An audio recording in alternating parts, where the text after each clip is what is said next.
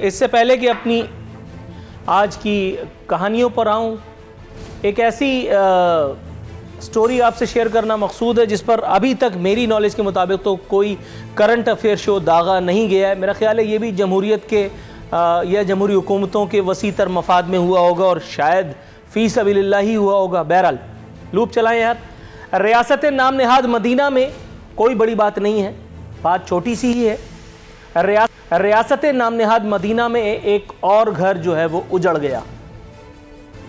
रामचंद नामी एक गरीब मुफलिस मजदूर गुर्बत, महंगाई, कसाद बाजारी के हाथों लड़ता लड़ता बिलाखिर उसने हथियार डाल दिए। अपनी बीवी और 3 बच्चों को उसने ज़िबा किया और खुद भी खुदकुशी कर डाली। ये देखने सुनने में बड़ी आराम से बहुत छोटी सी कहानी लगती है। मैंने एक स्टोरी और भी की थी जिसमें 4 साल के एक बच्चे को उसके बाप ने पेशानी में कील ठोंक करके दीवार में गाड़ दिया था, सिर्फ इस जुर्म की पादाश में कि वो खाना मांगता था। ये सिंध का अहवाल है जो मैं आपको सुना रहा हूँ, लेकिन ये वाक़या जो हुआ है ये रहीम यार खान में पेश आया है। कता नज़र इसके कि ये वाक़या कहाँ हुआ है। अगर ये इसी रियासत नाम नहाद मदीना के हुदूद में हुआ है तो वो जो हज़रत उमर फ़ारूक रज़ी अल्लाह ताला अन्हु के अक़वाले ज़री सुना करके कंटेनर से डायरेक्ट एक बहुत बड़े ऐवान में दाखिल हो चुके हैं, वहाँ से एतमाद का वोट भी लिया है और उस पर इतराते फिरते हैं, ये FIR किसके नाम काटी जानी चाहिए, इसका जवाब आज लेंगे। इस वक्त अहवाल ये है गो कि मैं जो कुछ भी समा बांधूं, जैसे ही इंशाअल्लाह ताला मेरे मेहमान आएंगे वो वैसे ही मेरी इन तमाम बातों को रिफ्यूट कर देंगे, एज इफ़ ये कहानी मैं घर पे बैठ करके बना रहा हूं या मुझे इसके लिए बाकायदा कोई पैसे वगैरह शायद मिले। घर से दफ्तर के लिए निकलूं, 15 मिनट पहले निकलूं या आधे घंटे पहले बहुत है, इसके लिए मजीद किसी रिसर्च की ज़रूरत नहीं है। फैक्ट्री मजदूरों की तनख्वाहें निस्फ कर दी गई हैं। कई ऐसे मीडिया वालों से ज़ाती तौर पर दुआ सलाम है जिनको 4-4 महीने की तनख्वाहें नहीं मिली हैं। अद्वियात की कीमतें 7वें आसमान पर पहुंच चुकी हैं। गरीब आदमी लाल दवाई से महरूम कर दिया गया है। महंगाई का सैल रवां है। यूटिलिटी स्टोर के चक्कर लगवा करके लोगों को उनकी औकात बताई जा रही है और ऐसा पहली मर्तबा नहीं हो रहा, यह बात दुरुस्त है। हर तरफ महंगाई का एक सैल रवां है जो लोगों के आसाब को झिंझोड़े दे रहा है, लेकिन मसीहा की एक ही रट है कि घबराना नहीं। माशी बेहतरी के दावे होते हैं, एक्सपोर्ट्स बरामदात बढ़ा लेने के दावे होते हैं, करप्टों को नहीं छोड़ूंगा, नहीं छड्डांगा, मार दियांगा। तमाम तकारीर का अगर अहवाल मैं एक लाइन में पेश करूं तो यह कि नहीं छड्डांगा। बात ठीक है, छोड़ा भी नहीं है। किसी को वजीर बनाया है, किसी को सेनेटर बना दिया, किसी को कुछ बना दिया, यहां तक तो बात ठीक है। आगे क्या क्या हो रहा है आज पाकिस्तान की तारीख में, मेरा ख्याल है एक ऐसी हरकत हुई है कि जो अगर ना होती तो हमें हैरत होती। बाकायदा IMF पर हमने एतमाद का इजहार कर दिया। बताइए, बेगर्स कांट बी चूजर्स, सुना तो ये था अंग्रेजी में, ये उल्टा ही हो रहा है।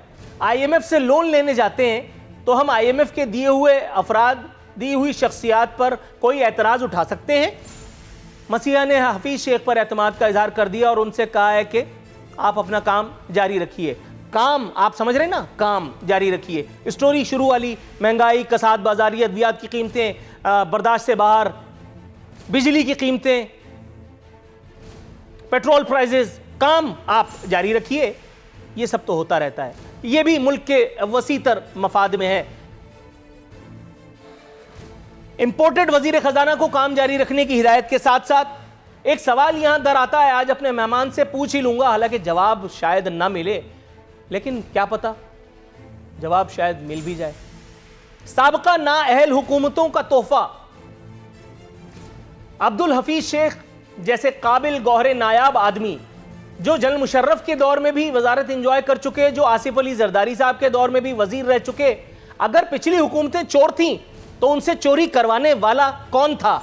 वो गौहरे नायाब, वो जौहरे काबिल, वो कौन था जिसने चोरी के नित नए तरीके, अगर तो चोरी हुई है, हुकूमतों को बताए और फिर शायद उस पर चोरी या डाका जो भी पड़ा और अगर एक नाअहल साबिक हुकूमत, करप्ट नाअहल साबिक हुकूमत का तोहफा अपने अपने कलेजे से लगा रखा है तो क्या यह भी अवाम के वसीतर मफाद में है? दूसरी स्टोरी बिलावल भुट्टो साहब के मुताल्लिक है। खुद एतमादी के 7वें आसमान से खिताब करते हुए उन्होंने कहा है कि वजीर आजम और हुकूमत कब तक रहेगी इसका फैसला हम करेंगे। अब एक जीत पर बिलावल भुट्टो जरदारी को इतना जोम क्यों कर है? या वाकई ये एक सीट नहीं थी, ये वो पहली ईंट थी जो अपनी जगह से हटाई गई या खुद से हट गई? इसके बारे में भी अपने मेहमानों से बात करेंगे।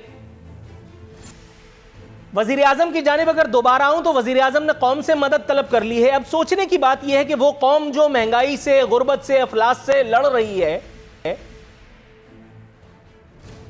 वो कौम वजीर आजम की मदद क्यों कर सकेगी? उसके बस में है?